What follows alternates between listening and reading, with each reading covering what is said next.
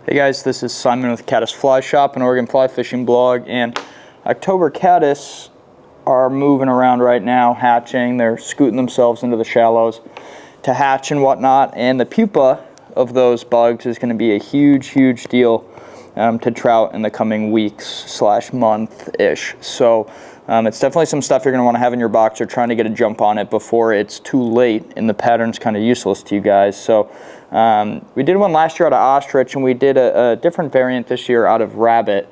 And this thing looks super juicy. It's tied on a fully milled hook that we love with a bunch of fully milled materials. So it's a very juicy October Caddis Pupa. We'll give you a closer look, but it's a fairly easy tie, uses few materials, and it's going to be a smasher this fall for sure. As you can see, this thing when it gets wet is ultra juicy. It looks like a big fat plump October Caddis Pupa, like a orange gusher for trout. I'll pop in the other one for you guys too. But it's made of rabbit hair spun from a rabbit strip from Fully Mill, and the strips make it super easy to spin up. As you can see, this thing's pretty big before it gets wet, but as it gets wet, it will get a lot smaller and shine some of this orange through the Hackle and the CDC and whatnot. And so this is just going to be a great pattern for picking up trout, whether you're on the Mackenzie or the Lemmet, or this thing will probably smash on the Metolius, and you can put an even larger bead. So that may be good for you guys dredging in the deep holes in the Metolius this fall. So we'll just get to it. It's a pretty easy tie. There's a couple of tools that make life easier for it that I'll show you guys throughout. But overall, it is a fairly easy one. So the hook we're using here is a Jig Force Short FM 5125 from Fully Mill. If you've watched any of the videos that I've done before, this is a very common nymph hook for me. I think it's a fantastic nymph hook, besides for the fact that the sizing is off. If you want to purchase these, a 12 is like a 10, a 16 is like a 14, and so on and so forth. They're just bigger than their actual size, and it's because they have a wide gap and a stout shank and whatnot. So the sizing is a little bit off, but what hook's sizing isn't off these days? So it's not really the end of the world, but it's just something to keep in mind if you're an online customer looking at these. The sizing of these hooks is off, and just to grab it, choose accordingly if you want to get these. So I've got some black thread right now, and I've got a 5/32 tungsten bead from Fully Mill in gold, and we're tying in some small orange wire right now, and this will help hold everything together. It'll probably be fine without it, but I like my flies to last, especially if it's a good fly. It's going to get thrashed. Next, Fully Mill rabbit strips. If you haven't seen these things are really sweet. They as you can tell, they are perfectly straight. Please don't mind the holes in the one on the left for my cat.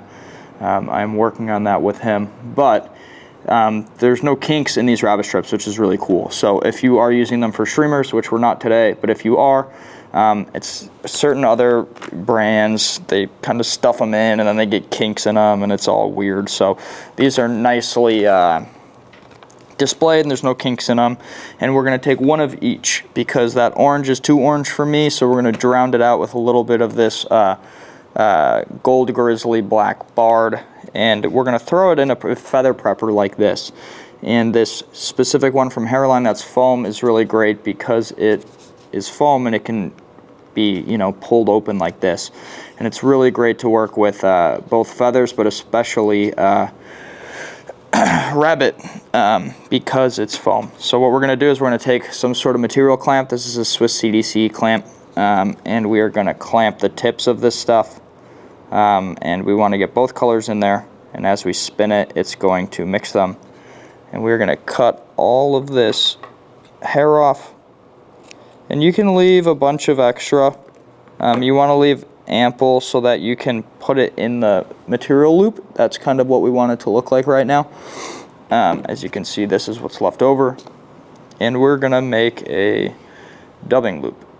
And so you double the thread over itself and make a loop. and we're going to bring it to the rear of the fly, and so you should have a big loop like this. Once you have that loop, you're going to throw your spinner. It's all sorts of different kinds. I like this main one because you can put it on and then open it up.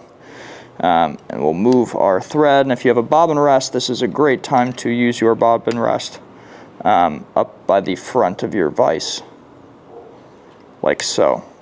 I gotta tighten mine up because it came off before I showed up here. But yeah, so we want to make sure especially that this thread is bumped all the way to the back. That is a must for this fly. Otherwise you start wrapping your rabbit way too close to the front. So what we're going to do is we're going to put this rabbit into this loop like so,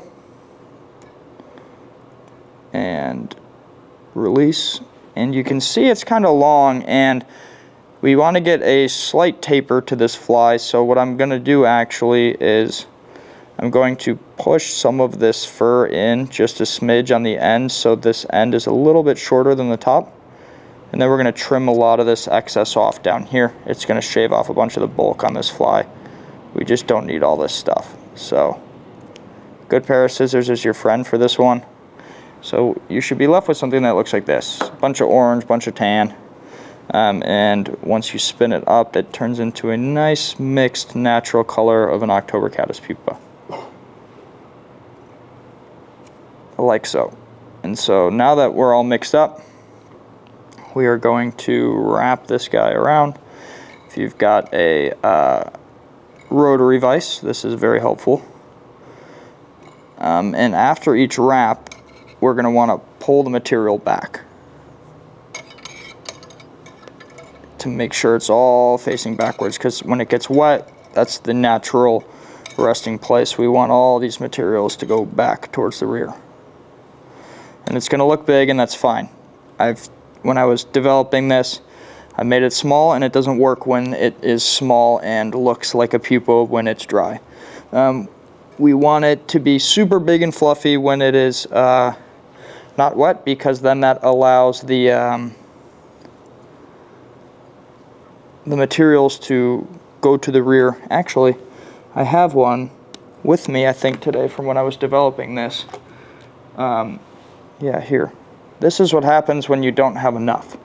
And you can tell it just doesn't have enough rabbit to fully, come back on itself and really look like a very plump pupa. So you do need to use a lot of fur on this. Not too much, but the fibers need to be long.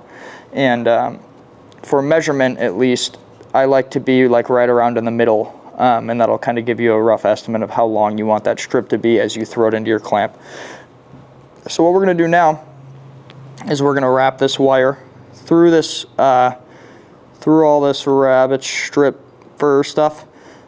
Just try not to press down too much of this fur. We still want it sticking up. If you mat it down, it's not really doing what we want it to do. So now we've got this. We're going to put a little dark bump of dubbing up against the bead, because that's what bugs look like. And we're again going to use another Fulling Mill product. We're going to use Fulling Mill Tactical Micro Flash Dub UV Black, like so.